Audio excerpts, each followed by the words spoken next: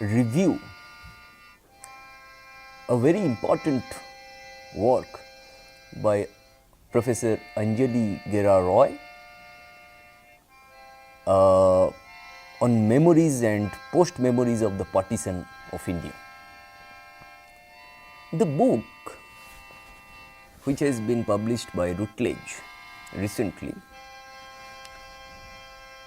it tries to compare history and memory to argue that the interrogation of traditional archival history in revisionist histories and historiographies has closed or rather further narrowed down the gap between history on the one hand and memory and narrative on the other. Okay. Why is it so? Precisely because of the memory turn in history has installed memory as a legitimate historical method, particularly for filling up the lacunae in official histories through its focus on the personal, social and affective lives of ordinary people caught in extraordinary events. Earlier people used to think that no, history is more official as compared to memory, narrative, interpretive anthropology, interpretive sociology and so on. I'm trying to look at it not as a person well versed in such works on memories and post memories of the partition of India. Rather, I am trying to reflect on memories and post memories of the partition of India as a student of sociology of knowledge. Why sociology of knowledge is extremely important, we will come to this point when we will be reflecting on C. Wright Mill's The Sociological Imagination. When I said that the memory turn in history has installed memory as a legitimate historical method, particularly for filling up the lacuna in official histories through its focus on the personal, social and affective lives of ordinary people engaged in extraordinary events. This book, titled Memories and Post Memories of the Partition of India, examines testimonial narratives of ordinary people from particular villages, towns, neighborhoods and regions to highlight the uses of memory in uncovering the unknown stories of partition. Anjali Gera focuses on the direct structural and cultural violence experienced by survivors and their children in the years that followed the partition. Roy delineates intangible violence as the loss of potential realizations, particularly that of the hinge generation, the knowledge of poisoned relations and the loss of intellectual uncertainty. It leads to the loss not only of privilege and status, but also of language and culture through the pressure on survivors to assimilate into host cultures. You can look at many states in India, maybe Punjab, maybe Meghalaya, maybe West Bengal and so on. Roy further focuses on the work of memory and post memory in the narrativization of experience through selection, elimination, focalizing of certain details and imposition of a structure that closes the gap between fictionalized and remembered storage. Therein lies the significance of ethics and aesthetics of remembrance. And then moves on to argue that survivors in the process of remembering, sharing, and retelling their experiences, transmute experience into coherent narratives that become fixed through their retelling over the years, and thus demonstrating that post-memory transforms piteous, pathetic tales of violence and victimhood, both by traditional and oral historians, into triumphalist sagas of survival in recalling and reconstructing the past. Okay, this is very important, and to recall and reconstruct the past, Roy tries to deploy Zilew's notion of language as a stutter, and Vinadas's idea of unsayable. By deploying these two, by deploying Zilew's notion of language as a stutter and Vinadas's idea of unsayable, Roy foregrounds the gaps in stories that punctuate the authoritative narratives of partition scripted by survivors, both for private and public circulation and for intergenerational transmission. Thus, memory works by eliding traumatic experiences or transforming them into acts of agency, but at the same time is betrayed by language that screams, stammers, stutters, or comes to a halt. Roy explores the uncanny, unhamely sect, that notion, uncanny, in relation to partition survivors' experience of displacement and resettlement in regions, and at the same time alien, that produces in them a sense of feeling uncomfortably strange and disoriented, and then argues that the unfamiliarity of the language, culture, and region they were forced to resettle in produced a sense of not being at home in a new land that was supposed to be home.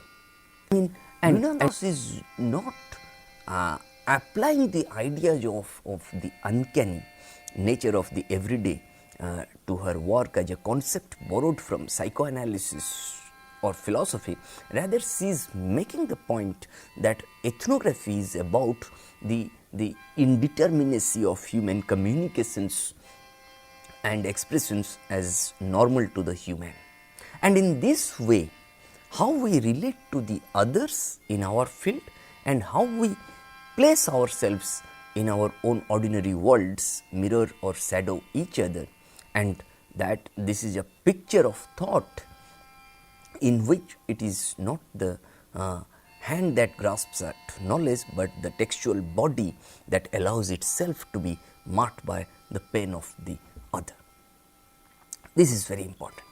Again, the author, Anjali Gera Roy, uses the notion of affective geographies to examine survivors' reconstruction of lost homes, and further argues that memory produces the geographies of lost homes through the cognitive mapping of neighborhoods, streets, places of work and worship, and affective images of sights, sounds, and smells of villages, towns, or cities. And home is reconstructed either as a language, as culture, as forms of sociality or rituals, or as everyday practices. And in this way, Roy demonstrates that the primary concern of the communities, migrants' reconciliation with material, psychological, and cultural loss, that the primary concern of these communities in the early stages of resettlement was survival. It shows that the pressure to integrate into local cultures and communities and to pursue success by all means entails a corresponding erosion of language, self, individual self, and not simply individual self, but self as part of the collective and also cultural continuity. The what how this is how Roy tries to wind up the discourse on memories and post memories of the partition of India in this way, that the partition constructs a particular partisan subjectivity that subsumes earlier markers of identity such as language, religion, caste, ethnicity and region to converge on the event of partition and the struggle to make life anew, that is the partitioned beings. If I have to go back where I started the review of this work by Anjali Gera Roy, that I said it's very important to look at from the vantage point of the sociology of knowledge. I mean, that's why I told you that C. Wright Mill's sociological imagination is very important, because it is used to mean the ability to understand the larger historical scene in terms of its meaning for the inner life and the external career of a variety of individuals. C. Wright Mill's the sociological imagination enables its user to take into account how individuals in the welter of their daily experience often become falsely conscious of their social positions, and within that welter the framework of modern society is sought, and within that framework the psychologies of a variety of women and men are formulated, and the sociological imagination enables us to grasp history and biography and the relation between the two. If you look at the kind of the line of work that Roy has been engaged in this particular book, that remembering as well as forgetting are tools to construct histories. That's why I said ethics and aesthetics of ethics and aesthetics of remembrance. I mean, there is always an element of politics which is deeply embedded here. Oral storytelling, I mean stories to construct historical narratives. Roy tries to deploy Vinodas's unsayable. Okay, if you ask me, then I'll say that perhaps unsayable is nothing but the language of silence. Okay, that if I have to refer to Wittgenstein's work on uncertainty, okay, that Wittgenstein tries to foreground that the mythology may change back into a state of flux, the riverbed of thoughts may shift, but what Wittgenstein tries to distinguish, I mean he tries to distinguish between the movement of the waters on the riverbed and the shift of the bed itself, though there is not a sharp division of the one from the other. And this is how it has deep methodological implications. On the one hand you may find explanation, and on the other you may find interpretation and explanation. When I say, I mean that's a positivistic school of thought, and interpretation, I mean neo-Kantian school of thought. I mean neo-Kantianism is nothing, suggests that our knowledge of the world is constructive knowledge, which involves selection and interpretation. Max Weber also followed that model partially. Obviously, Weber's theoretical positions and methodological writings are always a reconciliation between positivism and neo-Kantianism, no doubt about it.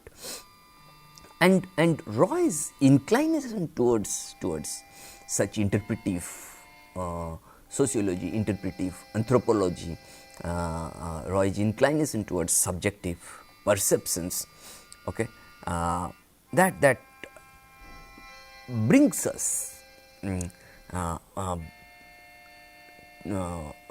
to a discussion that Clifford Geertz in local knowledge, further essays in interpretive anthropology that he suggests. Geertz wrote that to see ourselves as others, to see ourselves as others can see us can be eye-opening. To see others as sharing a nature with ourselves is the merest decency. But it is from the far more difficult achievement of seeing ourselves amongst others as a local example of the forms human life has locally taken.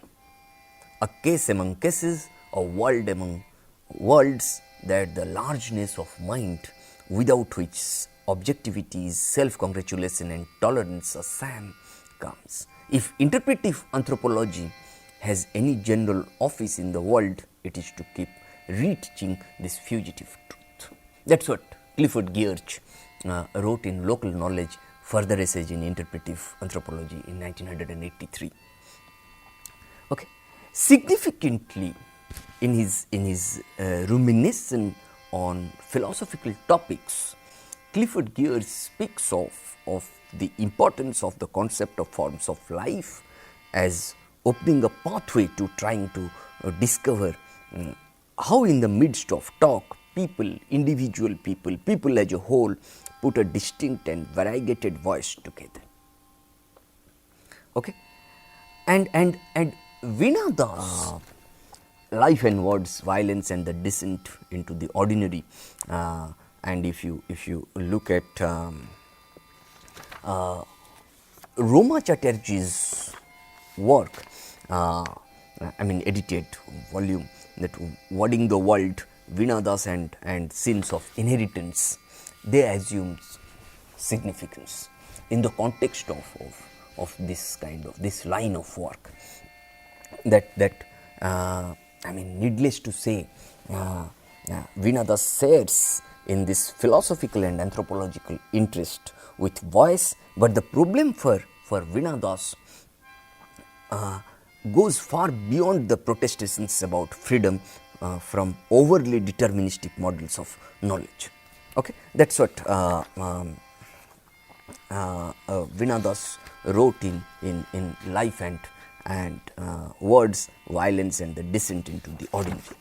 I would not say that it is important to the contribution to a specific discipline, rather multiple disciplines, in the disciplines of literature, sociology, anthropology, political science, history and so on. And at the same time, it is a top-notch research work which must be recommended for research in different libraries. Thank you. Thanks to all of you.